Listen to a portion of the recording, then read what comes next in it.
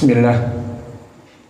Innal hamdalillah hamdan katsiran thayyiban mubarakan fih wa asyhadu an la ilaha illallah wahdahu la syarikalah wa asyhadu anna Muhammadan abduhu wa rasuluh.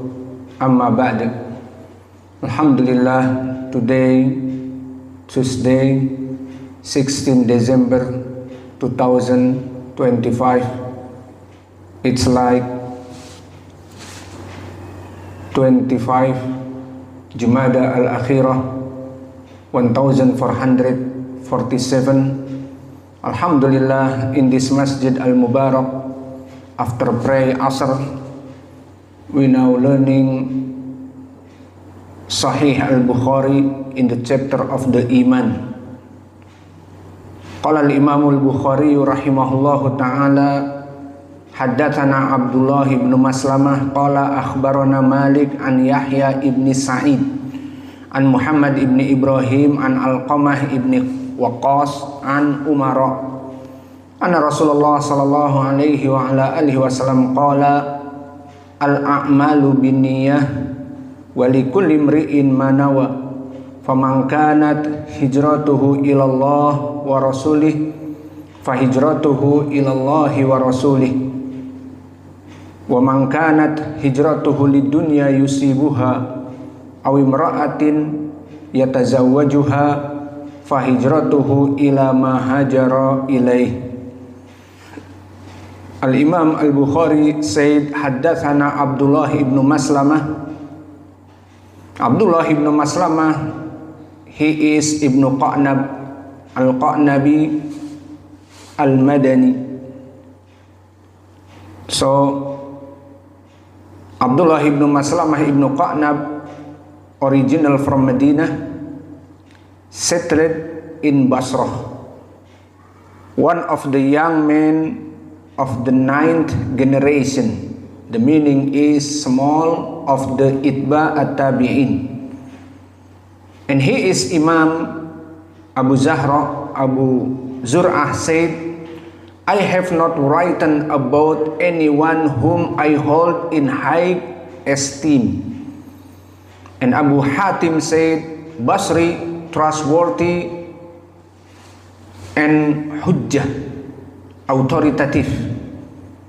And Ibn Ma'in and Ali ibn al-Madini said that no one surpasses him in knowledge.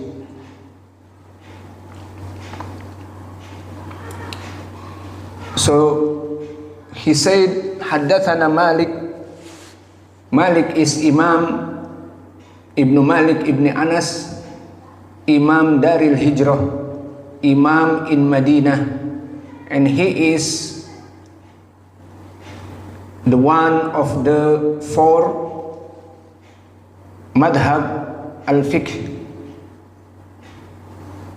Haddathana Yahya ibn Sa'id. Yahya ibn Sa'id here is al-Ansari, so from Medina, and Imam Ahmad al-Asbahi from Medina, and he stayed in the 5th, the small of the Tabi'in, and he is Imam. Ahmad ibn Hanbal, Yahya ibn Ma'in, Abu Hatim, Abu Zur'ah said trustworthy, thiqah, and Imam An-Nasa'i said trustworthy and reliable, thiqatun sabtun. So this evidence he is Imam above than thiqah. Haddathana Muhammad ibn Ibrahim, he is At-Taymi al-Qurashi al-Madani, and he stay in the stage of the 4th, and the meaning is small of the Tabi'in. Ibn Ma'in, Abu Hatim and An-Nasa'i said trustworthy, thiqah.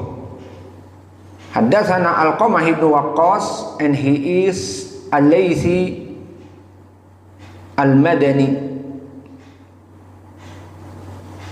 and he is in the state of the 2, the bigger from the Tabi'in. Imam An-Nasai said trustworthy, thiqah. So alhamdulillah, from Umar and Umar ibn al-Khattab, Amirul Mu'minin, he is from Makkah then Madinah. So this chain of narration is a series of al-Madaniyin. Ada sanad musalsal bil Madaniyin. This chain of narration is a series of Madaniyin, all from Ahlil Madinah. So about this hadith, Nabi Muhammad sallallahu alaihi wa ala alihi wasallam said, the messenger of Allah said, al-a'malu binniyat, actions are based on intention, and every person will have what he intended. So whoever emigrated, faman kanat hijratuhu, to Allah and His Messenger, fahijratuhu ilallahi wa rasulih, his emigration was to Allah and His Messenger. Faman kanat hijratuhu lidunya yusibuha aw imra'atin yatazawwajuha, and whoever emigrated for the sake of worldly gain or to marry a woman, fahijratuhu ila ma hajara ilaih, then his emigration is for what he emigrated for. So this hadith, barakallahu fikum, is the great hadith. This great saying is one of the principle of Islam and one of the fundamentals of Sharia law in Islam, so much so that it has been said to constitute 1/3 of knowledge, because any action like praying, like fasting, like Hajj and Umrah, so back to the intention. And the prophet Nabi Muhammad sallallahu alaihi wasallam said, al-a'malu binniyat, actions are based on intention. So all acts of worship are only valid if they are accompanied, they are accompanied by the right intention. And every person will have what he intended. Walikulli mri'in ma nawa, and every person will have what he intended. For a Muslim will only reap the reward of his action according to his intention. So this ruling applies to all deeds. Whatever acts of worship, transaction, or ordinary deeds, whoever intends to gain worldly benefit from his deeds will only attain that benefit, even if it is an act of worship, and he will have no reward for it. Rather, he has been promised the fire. Ya dan billah. So the dalil for this, Allah said in Al-Quran, man kana yuridul hayata dunya wa zinataha nuwafi ilaihim a'malahum fiha wa hum fiha la yubkhasun. Ulaika alladhina laysa lahum fil akhirati illa an-nar wa habita ma sana'u fiha wa batilum ma kanu ya'malun. So Allah said, whoever desires the life of this world and its adornment, they will repay them in full for their deeds therein. So Abdul Razak Ibn Hammam As-San'ani told us from Ma'mar Ibn Rashid Al-Azdi from Qatadah. So this chain is sahih. So Qatadah explanation this ayah in his tafsir, whoever desires the life of this world and its adornments, we will repay them in full for their deeds therein.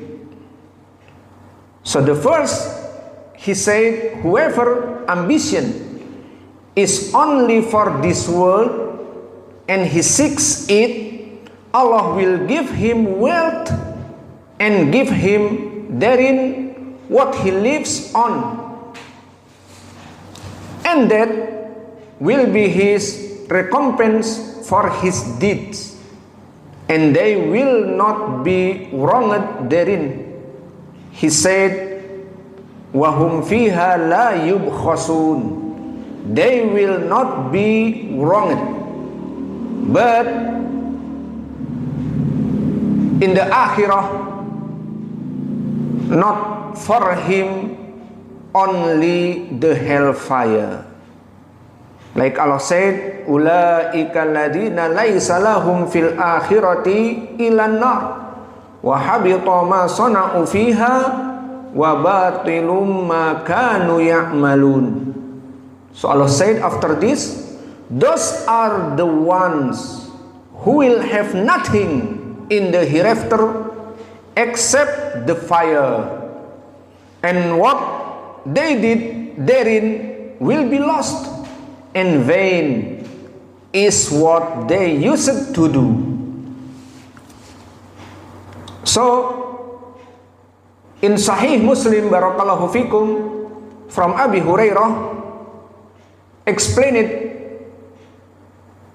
this ayah when Abu Hurairah said the first people to be judged on the day of resurrection will be a man who was martyred, ash-shahid. The second will be a man who learned the Quran, ash-shaykh. And the third will be a man who spent in the way of Allah, charity. So the man who spent said, I didn't leave any way that you love to be spent in except that I spent in it for you.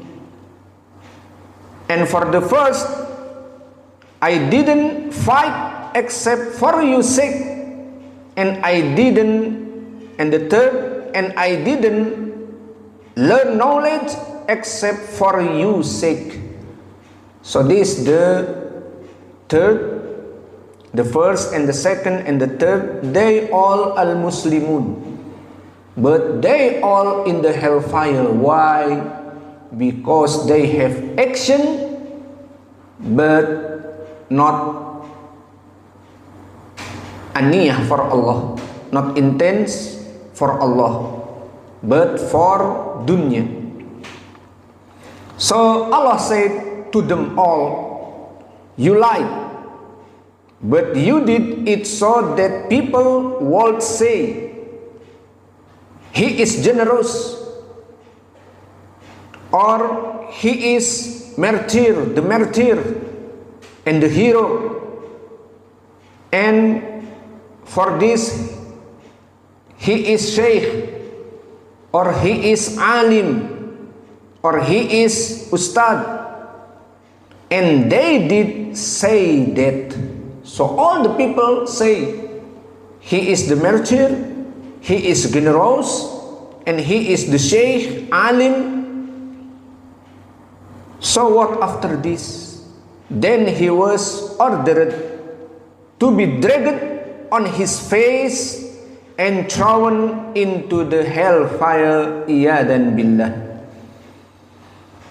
Allahul musta'an. So this hadith is very good and great